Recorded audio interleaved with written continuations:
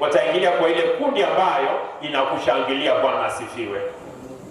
Wale ambao walikuwa wanamkemea ndio wale ambao wanasema jipe moyo, cheer up, jipe moyo, Yesu ameita wewe.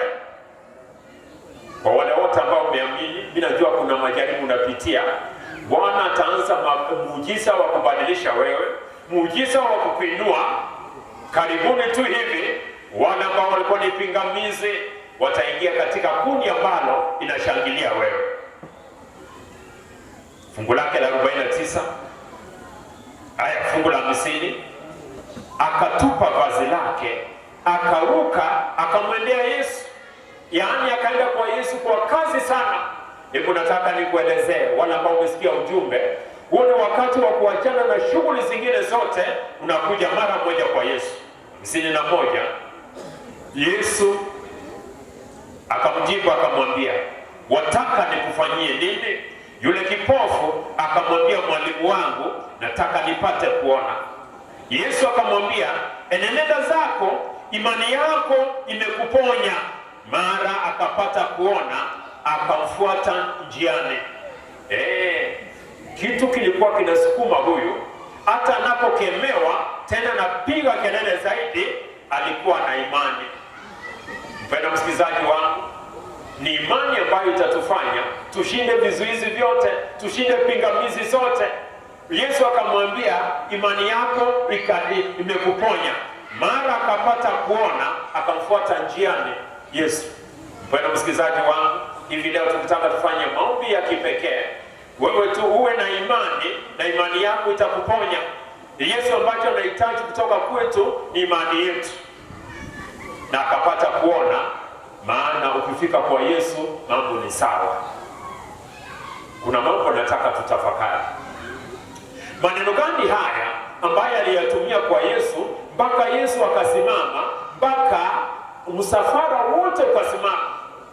Na nataka uone akawa ni mtu wa mvuto mkubwa kabisa. Maana alipomwita Yesu, Yesu akasimama na msafara wote ukasimama. Akawa ni mtu sasa, a man of influence, mtu wa mvuto.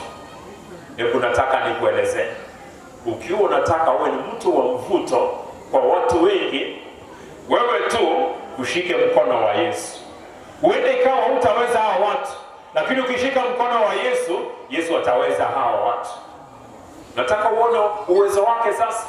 Huyu mtu hivi amepiga yowe kwa Yesu Kristo, Yesu amesimama na kundi nzima sasa imesimama, kwa vile aliguza, kwa vile sasa aliweza kupata sauti yake ilifikia sikio la Yesu. Lakini sasa ni mambo gani haya ambayo alimwambia Yesu ambayo yakaleta ushindi huu mkubwa? Maneno ndio hayo. Tukirudi pale tulianza, akasema, mwana wa Daudi Yesu unirehemu. Hebu nataka nikuelezee mambo ambayo Yesu anataka kusikia kutoka kwetu.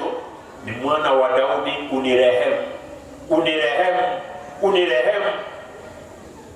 Wewe ambaye umezama kwa pombe, unalohitaji tu kwa jioni ya leo, enda kwa Yesu na jina tu anataka useme, utamke tu neno hili, unirehemu. Nataka nikuambie kwa mwanadamu, hilo neno unirehemu ndilo lenye nguvu kabisa ukienda kwa Yesu. Wewe ambaye ni mchawi, hata mchawi wa kuruka usiku, hata ambaye ulikuwa umeweka tumaini kwa waganga, kuna neno moja ambalo lina nguvu sana, wewe useme tu unirehemu. Wewe ambaye umefungwa kwa madhehebu, unaenda kwa kanisa lakini wewe ni mwasherati. Wewe ni kiongozi wa kanisa lakini una wake wengine wasiri 19, una mpango wa kando. Unalohitaji tu ni hili neno unirehemu. Utambue dhambi zako na uweze kumlilia Bwana, useme unirehemu. Maana Biblia yasema katika kitabu cha Warumi 3 fungu lake la 23 yasema, kwa sababu hii wote wametenda dhambi na wamepungukiwa na utukufu wa Bwana. Mpendwa msikilizaji wangu, Ikiwa kuna jambo kubwa kabisa kugundua kwa maisha yako, ni kugundua ya kwamba tumezaliwa kwa dhambi, tumelaaniwa kwa dhambi, na ambayo ni hukumu yetu, ni hukumu ya kifo cha milele. Huenda ikawa wewe si kipofu, lakini mpendwa msikilizaji wangu, nataka nikuelezea ya kwamba kuna yule ambaye kuna msema kweli ambaye amesema ya kwamba sisi sote tumezaliwa kwa dhambi, na zawadi yani ambayo ni hukumu ya mwenye dhambi ni mauti ya milele. Ndio mambo yako katika Warumi 6 fungu lake la 23. Nataka nikwambia kwamba kila mmoja ambaye amezaliwa amehukumiwa kifo. Siku moja pale Uingereza wakataka kumzawadi ambaye alikuwa amefanya ugunduzi mkubwa kabisa. Ugunduzi ni mkubwa maana alikuwa amepata dawa ambayo inatibu uchungu, yani painkillers, yani ile anesthetics ya wakati unafanyiwa upasuaji. Hebu nataka uelewe jinsi ambavyo ni ugunduzi mkubwa kabisa. Zama zile za kale ama wakati ule wa Second World War, ikiwa sasa unatakiwa ufanyiwe amputation, yani kukatwa mguu, ilikuwa wanatafuta wanaume kama 5 washike sehemu moja, wengine 5 washike sehemu moja, alafu walete msumeno, na wale wakikushika kabisa na wewe unalia kabisa, maana kulikuwa hakuna dawa sasa hiyo ya uchungu. Sasa akafanya huo ugunduzi. Mimi mwenyewe nimepata faida hiyo. Nilipoenda kutolewa jino langu, kuna wakati nilikula peremende nyingi kidogo. Watoto, msikule peremende, msipende hiyo, meno yenu itatoka. Sasa nilipoenda huko, daktari akanitunga sindano, akaleta vifaa zake. Mimi nikaona kana kwamba anajaribu kushika ndio aanze kazi yake ya kutoa. Nikijitayarisha ili nisikie uchungu, nikaona ananionyesha jino langu hapa. Nikashangaa, nikauliza daktari, imekuaje? Akaniambia mambo ya anesthetics, hiyo madawa ya kutuliza uchungu imeenea sana kiasi ya kwamba ngeizi uchungu ilikuwa sasa hata unishtaki unichukue kotini. Basi hapo na mimi nikafurahia, nimezaliwa katika izama ya dawa hiyo. Sasa ambaye alikuwa ni mgunduzi wa kwanza, ambaye alikuwa ni Simpson,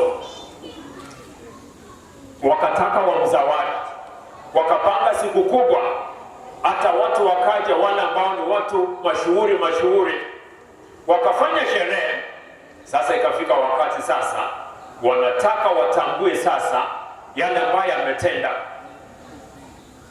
Sasa wakamuuliza swali, Simpson, ugunduzi ambao umefanya mkubwa kabisa kwa maisha yako ni gani?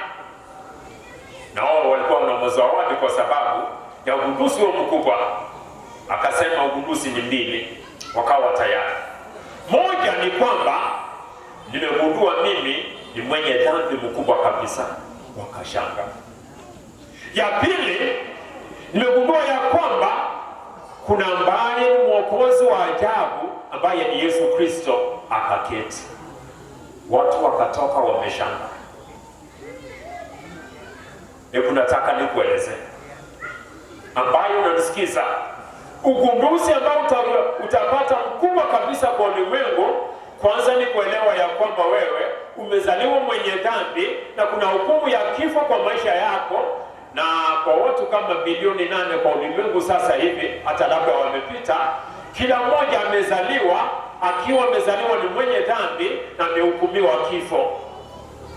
Lakini nina habari njema, kuna ambaye ni mwokozi ambaye ukija kwake, na lile neno tumeona kubwa kabisa, unasema unirehemu mwana wa Daudi.